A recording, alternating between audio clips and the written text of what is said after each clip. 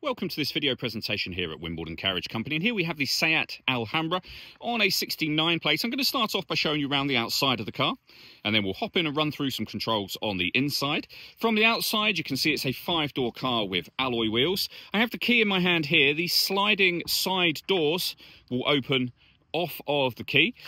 Also, as we get around to the tailgate area, the boot will do exactly the same thing, as you can see. As we then approach the back of the car, you'll also notice reversing sensors. It's a 7-seat vehicle, so at the moment, of course, 7 seats are in place, and you can see the amount of boot space you have at the back of the car. To drop either of these two rear seats down is very easy. You have a catch on either side, as you can see. Just give those a push down, flip that over there, give that a push down as well, of course, and you can see how much extra boot space you'd have if you did that with both of these seats. Okay, so we're just going to work our way back around to the front of the car, and then we'll hop in and run through some controls on the inside of it from there. Now that we've done a full circle, though, the first thing you'll notice is the alloy wheels are all in pristine condition, as is the bodywork the whole way around the car, particularly for the car's age as well. Just briefly before we climb in, I think it's well worth seeing the interior from this exterior point of view as well. There's plenty to run through on the dashboard, so let's hop in and we'll do that right now. Okay, now that we're inside the vehicle, we're going to start off with the dials. Over on the left-hand side, we have the rev counter and coolant temperature gauge. On the right-hand side, the speedometer and fuel gauge. In the centre, you can see the total miles of the car. They are 15,224. You can change the information that's displayed above that using buttons on the steering wheel for various bits of trip computer and fuel economy information.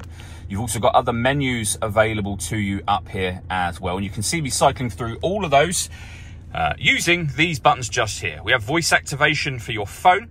Further phone controls and stereo controls can be found on the left-hand side of the steering wheel. We have cruise control underneath that. And behind the steering wheel, the minus and plus paddle so that you can change up and down a gear manually with this automatic gearbox. Over into the centre next, we have the touchscreen for the vehicle. So we are on the radio menu just here. You can see this car has got DAB and FM radio available. If you want to listen to your own music, press the media button. And again, this bottom left-hand corner, you can see the different ways in which you can access your music. And they include Bluetooth audio. So once you've paired up your phone, you'll be able to make and receive phone calls, but you'll also be able to stream your music wirelessly as well. This car's also got satellite navigation, really nice, clear colour display.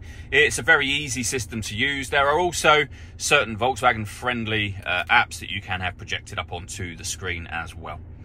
Working our way down from there, we have dual zone climate control, so you can adjust the passenger and driver temperature, you can increase and decrease the fan speed, you can determine what direction you'd like the air to be distributed in, and when you're happy with those settings, that's your air conditioning off, back on again, or hit auto. The car will now maintain the temperatures that you've asked for by taking full control of the fan speed and direction of the air for you.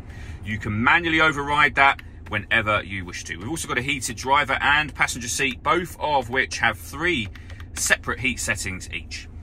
Underneath that, we can open the driver's side rear sliding door, the passenger side and the tailgate from these buttons here. We can reset the tyre deflation warning system.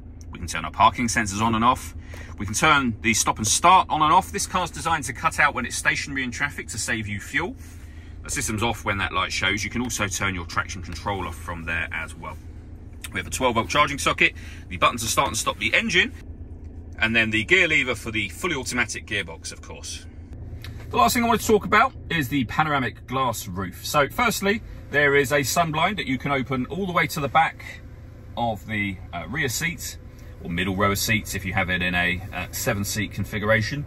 You can leave it like this, and as you'll see, that lets in a huge amount of extra light to the cabin area, or there's a dial that you can twist up here that can open the sunroof section at various different stages, but all the way back, as you can see, to give you this massive area here.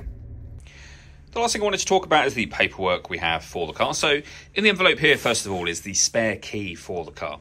We then have a printout of service, the service history. So there was a service in 21, 22, 22 again, 23, 23 again, and then in May of 2024 as well.